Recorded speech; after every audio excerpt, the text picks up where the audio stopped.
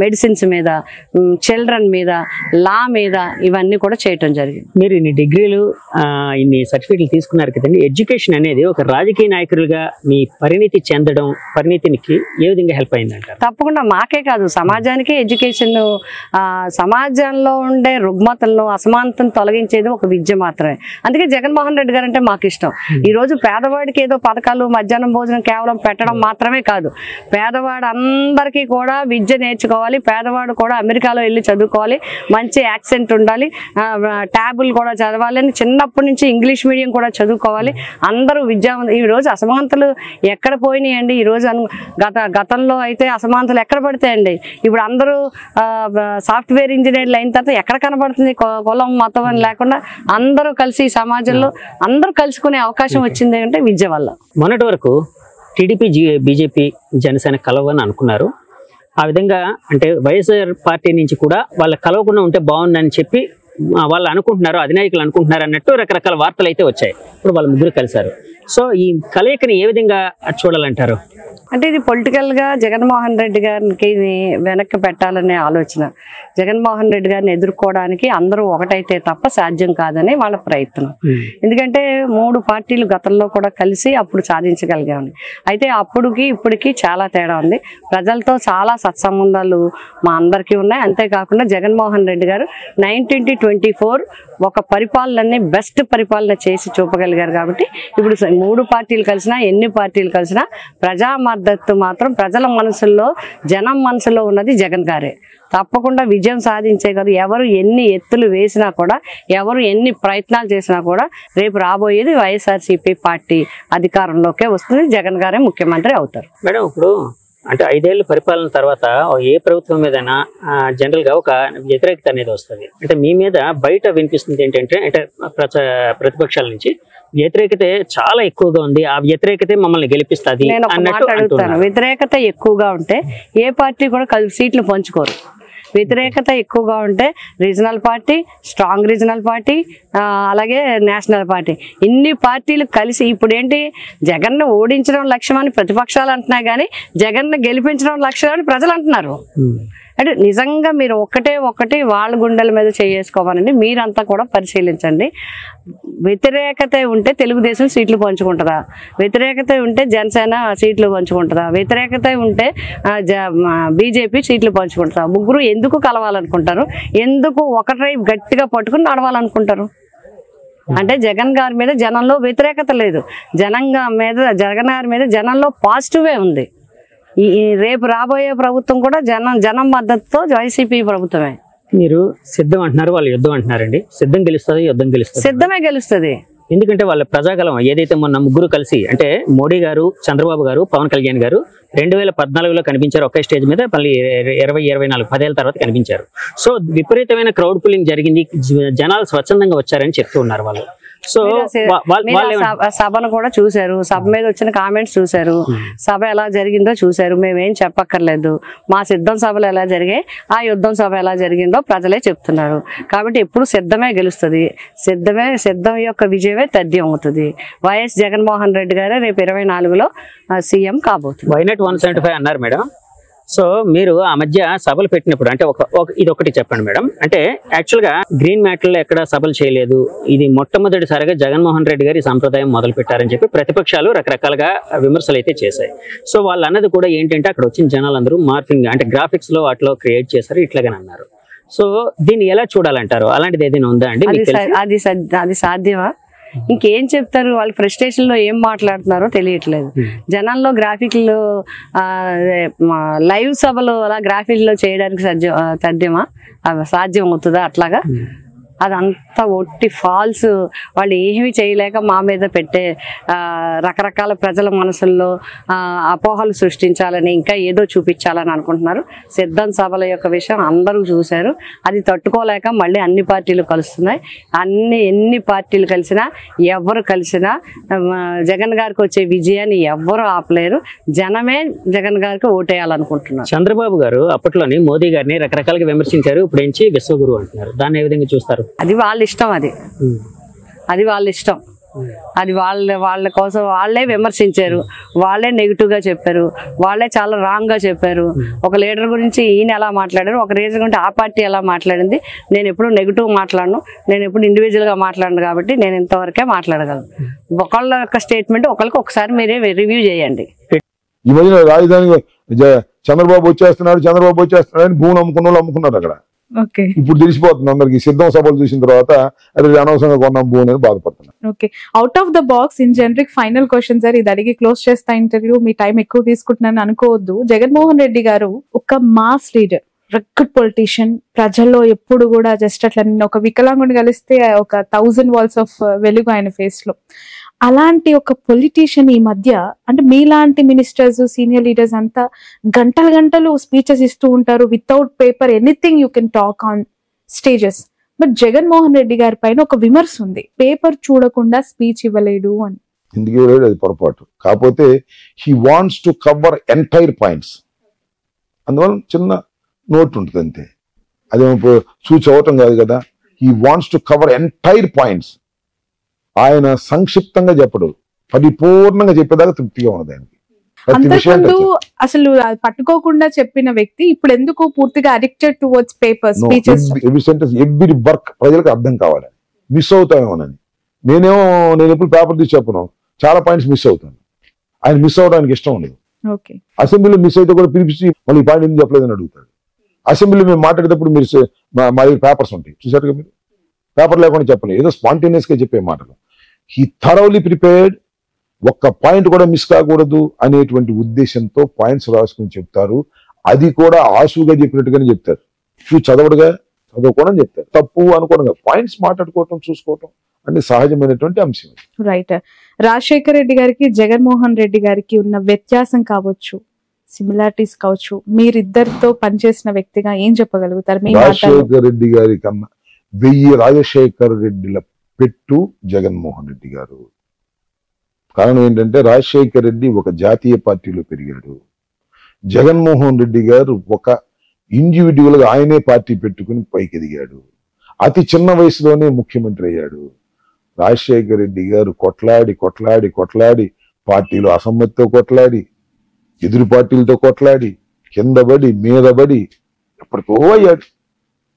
చాలా కష్టపడ్డాడు. జగన్మోహన్ రెడ్డి గారు రాజశేఖర్ రెడ్డి గారి కుమారుడు కాబట్టి రాగానే ముఖ్యమంత్రి అయ్యాడు. రాగానే అంటే ఒక్క 5 సంవత్సరాలు మినహా.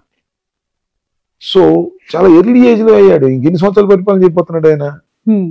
ఎంత ఎత్తికి ఎదగబోతున్నాడు? మేమంటే మా పని అయిపోతుంది, పెద్దవాళ్ళం అయిపోయాం, 70 ఏళ్ళు అయిపోయింది. యాక్టివ్ గా ఉంటాం అనేది వేరే అంశం. నా మానసికమైనటువంటి పరిస్థితి అలా ఉంటుంది. అవకాశం వస్తే మీరే సినిమాలో హీరో లాగా కూడా యాక్ట్ చేయగలుగుతారు. హీరో ఎవరెవరు క్యారెక్టర్ ఇస్తారు కానీ హీరో ఎవరెవరు రెడీయా యాక్ట్ చేయడానికి? దీనికి ఎక్కడ ఉంది మనకి? సరదాగా రాజకీయాల్లో ఏదో ఒక మూల ఉండే పొలిటీషియన్. ఇప్పుడు 175 మంది శాసనసభ్యులు ఉన్నారు, మంత్రులు ఉన్నారు. అందరిలాగా వాడిని కాదు కదా నేను. నా మీద చాలా రాళ్ళు వేస్తారు, పూలు వేస్తారు. నా అభిమానులు పూలు వేస్తారు, రాళ్ళు వేస్తారు. రాళ్ళు వేసినప్పుడు అబ్బానం, పూలు వేసినప్పుడు సంతోషపడం. రాళ్ళైనా పూలైనా రాష్ట్ర రాజకీయాల్లో పొలిటికల్ గా అన్నిటినీ ఎదుర్కోవాల్సిందే, ఎదుర్కొంటాం. దేనికి భయపడే ప్రశ్నే లేదు. రాజశేఖర రెడ్డిని నమ్ముకున్నాను, జగన్మోహన్ రెడ్డిని నమ్ముకున్నాను, అలాగే ముందుకు వెళ్తాను. రైట్.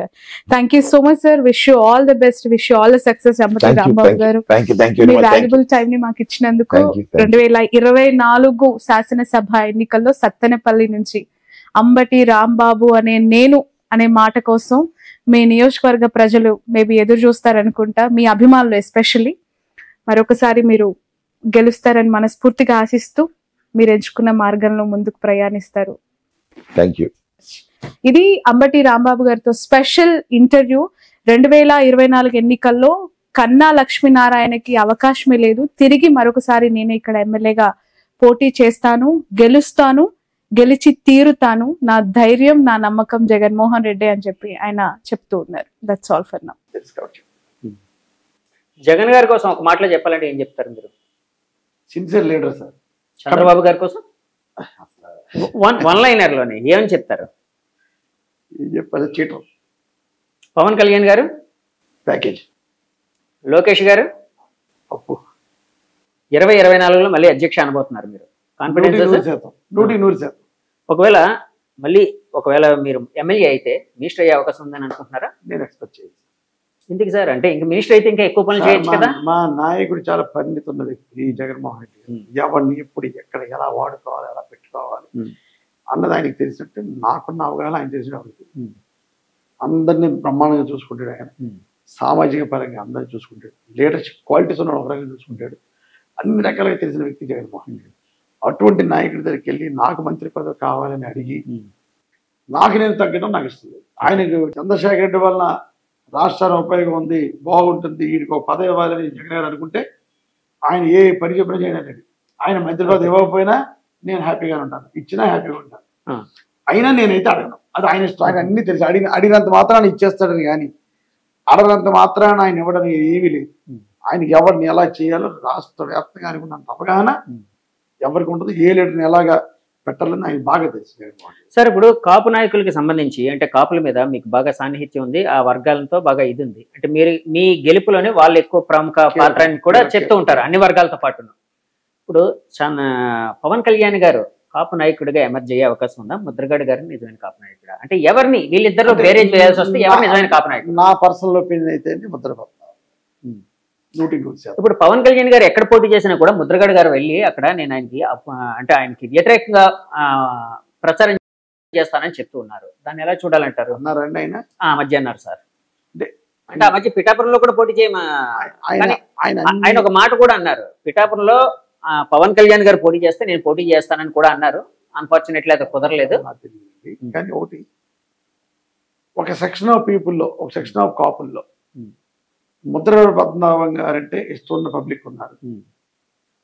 రాజకీయంలో కాపు ఉద్యమం ద్వారా రాజకీయాల్లో నష్టపోయేటువంటి నాయకుడు పద్మనాభం. నా పర్సనల్ ఆయనతో చాలా అనుబంధం ఉంది. మంచి లీడరు, పొలిటికల్గా చాలా మంచి లీడరు. ఉద్యమం చేయటం వల్ల కొంచెం ఆయన పొలిటికల్గా కొంచెం నష్టపోయాడు. లేకపోతే ఈరోజు చాలా మంచి లీడరు, వెరీ హానెస్ట్ పర్సన్. ఈ రోజులో అటువంటి లీడర్ దొరకడం కష్టం. అటువంటి నాయకుడు పద్మనాభం గారు. సో కనుక కాపులు ఎవరు గుర్తిస్తారు అని మీరు పద్మనాభం గారిన పవన్ కళ్యాణ్ అంటే కనుక నా పర్సనల్ ఒపీనియన్ పద్మనాభం గారు. సార్ మీ సిద్ధం సభలకు జనాలు వస్తున్నారా సార్? వస్తారు.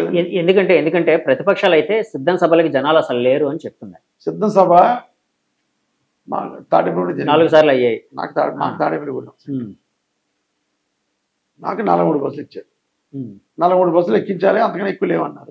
నేను 43 బస్సులు అలర్ట్ చేస్తాను మా కేటర్కి. ఓకే, ఓన్లీ మగవాళ్ళే, ఆడవాళ్ళు వద్దులే అని అన్నారు. ఆయన ఆడలేదు 10-15 మంది. 43 బస్సులు ఎక్కిన తర్వాత నాకు చాలా ఒత్తిడి వస్తుంది సార్. నాకు అంటే ఇంకా వస్తామన్నా కావాలండి. గొడవలో ఆ గొడవ తెచ్చడం ఒక రోజు పెట్టింది. It is true. ఇది నిజం. 43 బస్సులు ఎక్కించగా కూడా మరలా నాకు ఒత్తిడి ఉంటే ఏం చేయాలో తెలియక కొన్ని వీరంతా కార్లు పెట్టుకుంటాను. సో సిద్ధం సభకి జనాలు తక్కువ వచ్చారని అనుకుంటే నేనైతే అనుకోవాలి. నా నియోజకవర్గం దగ్గర నుంచి ప్రమాణం వచ్చారు. నేను కూడా సిద్ధం సభకు చేరుకోలేకపోయాను.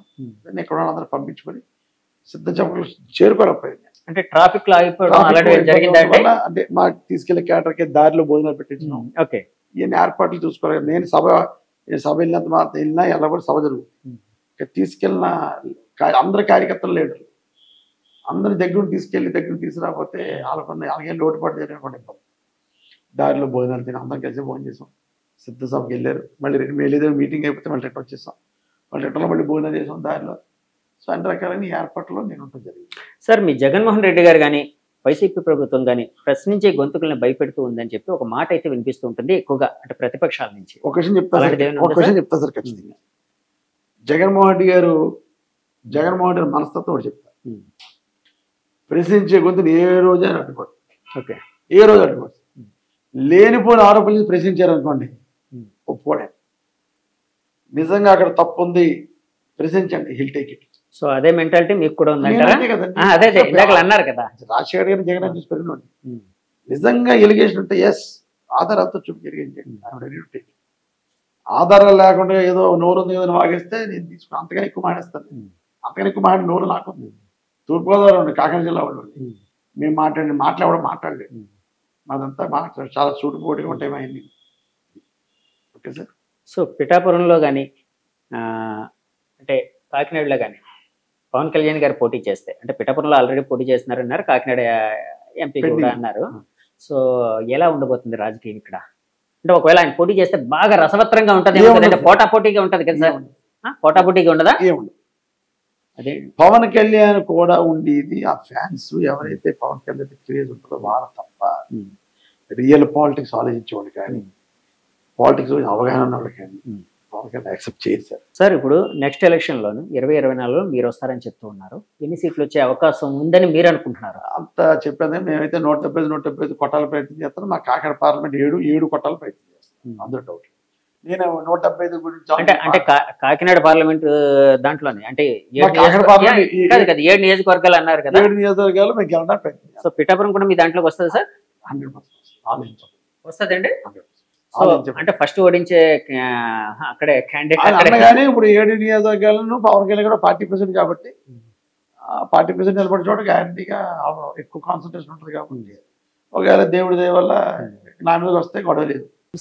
అంటే 2019 ఎలక్షన్స్ తర్వాత ఈ 5 ఏళ్ళు కూడా నేను నియోజకవర్గాన్ని అంటిపెట్టుకుని ఉన్నాను, ఖచ్చితంగా ఆ సింపతి అనేది కూడా ఒకటి రేజ్ అవుతూ ఉంటది కదా కాన్స్టిట్యుయెన్సీలో. అదేమైనా ఆయనకి గెలుపుకి అవకాశం ఉందని భావిస్తున్నారేమో, దాన్ని మీరు ఎలా బ్యాలెన్స్ చేసుకోవాలనుకుంటున్నారు? అంటే పదవి లేదని సింపతి వచ్చిందంట అని మీ అభిప్రాయమా? ఓడిపోయారు కాబట్టి వాళ్ళు అధికారంలో ఉన్నప్పుడు ఆల్రెడీ 3 శాఖలకి మంత్రిగా చేశారు కదా ఆయన. మరి ఏ పదవి అనుభవించకుండా ఏమీ రాలేదు. ఇప్పుడు ఏ ఓటు లేకుండానే ఆయన పదవులు అనుభవించేశారు. ఇంకా చిన్న చిన్న పదాలు అవుతాయండి ఇవన్నీ, సింపతి ఇవన్నీ. మేబీ వాళ్ళకి ఆర్థికంగా గాని సామాజికంగా గాని మెరుగ్గానే ఉన్నారు, వాళ్ళకి సింపతి అనే మాటలు సూట్ అవ్వని మంగళగిరి నియోజకవర్గ ప్రజలు కూడా అనుకుంటున్నారు. ఓకే, లావణ్య గారు ఎప్పుడైనా అనిపించిందా గెలిస్తే కేబినెట్ లో మంత్రిగా ఉంటానేమో? నేనైతే ఎక్స్పెక్ట్ చేయట్లేదండి. నాకైతే ప్రామిసులు కానీ ఏమీ చేయలేదు. ఎందుకంటే మా నాయకులు కార్యకర్తలు గెలిస్తే మంత్రి వస్తుందమ్మా అని చెప్తున్నారు కానీ ఓకే నవ్వి ఊరుకుంటున్నారు కానీ అలాంటిదైతే ఏమీ లేదు. ముందున్న టార్గెట్ మాత్రం గెలవాలని. ఓకే, ఎంత మెజారిటీ అని టార్గెట్ గా పెట్టుకున్నారు? మెజారిటీ అనేది ప్రజలే నిర్ణయిస్తారు ఖచ్చితంగా. ఓకే, ఇక్కడ ఆల్రెడీ మీ టికెట్ ఖరారు కంటే ముందు జరిగిన పరిణామాలని మీకు తెలిసి ఉంటాయి. ఒకవైపు ఆళ్ళ రామకృష్ణారెడ్డి గారు చాలా స్తబ్దుగా ఉన్నారు, తర్వాత కాంగ్రెస్ లోకి వెళ్ళడం, గంజి గారు తెరపైకి రావటం, మళ్ళీ ఆళ్ళ గారు రివర్స్ రావటం, ఇవన్నీ చూసారు కదా. ఆ ఇష్యూస్ అన్ని మీకు ఏమైనా ఇబ్బందులకి గురి చేస్తాయని అనుకున్నారా? ఇప్పుడు స్టెబిలైజ్ అయిపోయిందండి. అందరూ గ్రూప్స్ కూడా లేవు మా పార్టీలో. జనరల్ గా 2-3 గ్రూపులు వర్గాల్లాగా ఉంటాయి. ఇప్పుడు మాలో బాగా యూనిటీ వచ్చేసేసింది. ఇప్పుడు వచ్చింది. ఇప్పుడు అంటే మీరు అన్నారు కదా ఇంతకు ముందు కొంచెం 2-3 ఇష్యూస్ చిన్న చిన్న మైనర్ ఇష్యూస్ ఉన్నా గానీ అవి ఇప్పుడు అంతా స్టెబిలైజ్ అయిపోయినాయి. అందరూ వాళ్ళే ప్రోత్సాహంగా నన్ను ముందుకు తీసుకెళ్తున్నారు. అందరూ కలిసి నన్ను గెలిపించాలని గట్టిగా నమ్ముతున్నారు. నేను కూడా ఖచ్చితంగా గెలుస్తాను. రైట్, ఆళ్ళ రామకృష్ణారెడ్డి గారు మీకు అన్ని విధాలుగా అండగా ఉండి ఖచ్చితంగా గెలిపించి అసెంబ్లీలో అడుగు పెడతాను అని చెప్పి ఆయన సవాల్ చేశారు. లోకేష్ అసలు అసెంబ్లీకి కూడా రాకుండా అడ్డుకుంటాను, నేనే గెలుస్తాను అంటున్నారు. ఎలా చూడాలి ఈ 2 కాంట్రవర్షియల్ కమెంట్స్ ని? ఇప్పుడు ఇద్దరం ప్రచారం చేస్తామండి, ఇద్దరం ప్రజల్లోకి వెళ్తాము. అయితే వాళ్ళ ప్రచారం నచ్చితే వాళ్ళకి ఓట్లు వేస్తారు, మా ప్రచారం నచ్చితే మాకు ఓటింగ్ వేస్తారు. అంటే మేము అప్రోచ్ అయ్యే విధానం అనమాట. ఏది ప్రజలకి దగ్గరగా వెళ్ళి అందుబాటులో ఉంటారా వీళ్ళు క్యాండిడేట్ అనేవాళ్ళు, మనకి ఏ సమస్య వచ్చినా మనం డైరెక్ట్ గా వెళ్ళి పరిష్కరించుకోగలుగుతామా, వీళ్ళు ఓటింగ్ కైనా కనీసం మా దాకా రాగలిగారా ఓటు అడగటానికైనా, అవన్నీ కూడా ఆలోచించుకొని వాళ్ళు ఓటు వేస్తారు. అది మాకే పడుతుందని మేము భావిస్తున్నాం. ఓకే, అంటే ఇప్పుడు టీడీపీ ఒక్కటే కాదు కదా, 3 పార్టీలు కలుపుకొని వస్తూ ఉన్న ఎలక్షన్ ఇది, ఏమైనా భయం వేస్తుందా? టఫ్ ఉంటదేమో నాకు అని? లేదండి, ఎందుకంటే మాకు గ్రౌండ్ వర్క్ గా కొంచెం ఫ్యామిలీ మెంబర్స్ సపోర్ట్ కొండంత ఉందనే చెప్పుకోవచ్చు. పెద్ద ఫ్యామిలీ మాది కూడా, మా మావయ్య గారు కానీ మా అమ్మగారు కానివ్వండి, ఆర్కే గారు కానివ్వండి, అలాగే బలమైన కార్యకర్తలు నాయకులు ఇంకా ప్రజలు కూడా మాతోటే ఉన్నారు. సో అదే మాకు కొండంత అండగా ఉంది. వాళ్ళ నమ్మకం కూడా నేను గెలుస్తానని, నా నమ్మకం కూడా గట్టి నమ్మకం, నేను గెలుస్తాను. ఓకే, తల్లి మనకి ముఖ్య అంటే ప్రథమ గురువు అంటూ ఉంటారు కదా. ఇప్పుడు 2 రకాలుగా, as a mother and as a politician, మీ గురువు మీ మదర్ అనే చెప్తారా ఇప్పుడు? అవును. How she is inspirational to you అంటే ఏం చెప్తారు? తను ఒక మహిళగా ఆ రోజుల్లోనే ప్రాబ్లమ్స్ అన్ని ఫేస్ చేసి ఒక సక్సెస్ఫుల్ పొజిషన్ కి వచ్చింది. సో ఆమెని ఇన్స్పైరింగ్ గా నేను తీసుకొని ఒక అడుగు ముందుకేద్దాం. నేను ఎక్స్పెక్ట్ చేసిన అవకాశం కాదు ఇది. వచ్చిన అవకాశాన్ని ఫస్ట్ ఇన్స్పిరేషన్ నాకు మా మదర్, ఒక మహిళగా. అట్లా. ఓకే, ఏమంటారు మదర్ మీ ప్రచారం చేస్తున్నప్పుడు కానీ మీకు ఇచ్చే సలహాలు? సలహాలు అంటే కొంచెం చూస్తానే ఉన్నాను కదండి నేను చిన్నప్పటి నుంచి కూడా. ఇస్తున్నారు మంచి సలహాలు, ఇలా అయితే బాగుంటదమ్మా, అలా అయితే బాగుంటది, ఏదైనా ముందు నువ్వు ప్రాక్టికల్ గా వచ్చేసేయి, ఒకళ్ళ సలహా ఇచ్చిన దానికన్నా కూడా ప్రాక్టికల్ లోకి వచ్చేసావంటే అది వేరు అన్నట్టుగా సలహా ఇస్తాను. ఓకే, ఇప్పుడు మీరు పొలిటికల్ ఎంట్రీ ఇచ్చిన తర్వాత అప్పుడు మీ మదర్ని ఎప్పుడైనా ఇబ్బంది పడి మా మదర్ మాతో ఉండట్లేదు, ఇప్పుడు నేను కూడా ఫ్యామిలీకి దూరం అయిపోయానని సిమిలారిటీస్ అయినా గుర్తించారా ప్రయాణంలో ఇప్పటి వరకు? చిన్న చిన్న ఇష్యూస్ ఉన్నాయి, నాకు వాటిని సరి చేసుకొని ముందుకు వెళ్తాను. ఓకే, అంటే మిస్ అవుతున్న బాధ కావచ్చు, అంటే అప్పుడు మా మదర్ నాతో లేరు, ఇప్పుడు నేను మా ఫ్యామిలీకి దూరంగా ఉంటున్నాను అనే పెయిన్ ఏమైనా అనిపిస్తాను? ఇంకా లేదండి ఆ స్టేజ్. ఇప్పుడు ప్రస్తుతానికి క్యాంపెయినింగ్ స్టేజ్ లోనే ఉన్నాను కదా. ప్రస్తుతానికి అయితే అది లేదు. అదైతే నేను ఏదైనా చిన్న చిన్న ఇష్యూస్ ఉంటే అది రైజ్ అవ్వకుండానే చూసుకుంటాను. ఓకే, మంగళగిరి నియోజకవర్గం ఇక్కడ రాజధానికి చాలా ఆనుకొని ఉండే నియోజకవర్గం. ఒక రకంగా చెప్పాలి అంటే గవర్నమెంట్ ఫామ్ అయినప్పటి నుంచి ఇప్పటి వరకు ఎదుర్కొంటున్న ప్రధాన అలిగేషన్ రాజధాని భూముల అంశం. ఆ ఎఫెక్ట్ మీ పైన ఎంతవరకు ఉంటుంది అనుకుంటున్నారు? రాజధాని భూములు అనేది కామన్ పీపుల్ అందరిలో లేదండి.